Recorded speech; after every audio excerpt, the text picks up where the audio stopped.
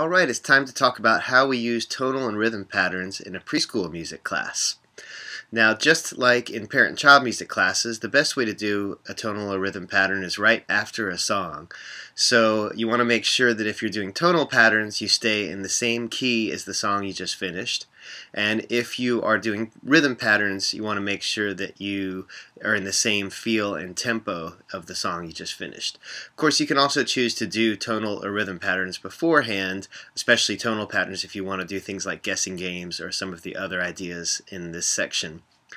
Now, one of the biggest differences between preschool music classes and parent and child classes is that we don't do individual patterns in preschool.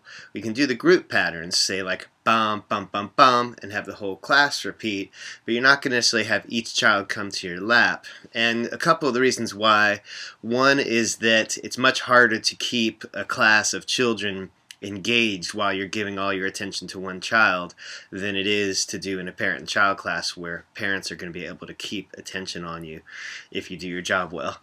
Another reason is that, in my experience, preschool classes tend to have more kids than the 12 or so that you might have as a maximum for your parent and child classes. So it just would take too long, and you have less time. You usually have 20 to 25 minutes in a preschool as opposed to 45 minutes in a parent and child class. Now, that being said, if you have a very small preschool group, 5 kids or so, some schools are very small, you're welcome to try individuals. There's no harm in it. Alright, one thing you can do, you can use puppets just like you can in the parent and child classes. You wouldn't do them for individuals, but it can be really fun to take out like a lamb puppet or a cow puppet and do that sound, like a moo for tonal patterns, or a bok bok bok chicken for rhythm patterns, and the kids will love that.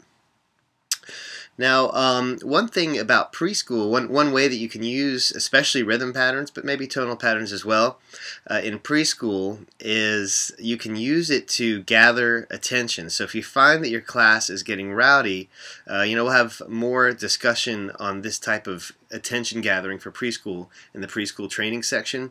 But rhythm patterns are particularly useful. If they're getting rowdy, you can say beep, beep, beep, beep, and you might get half the class saying beep, beep, beep, beep, and you do it again, beep, beep, beep, beep, and more of them will snap to attention, and you go right into keeping their attention and doing what you need to say next.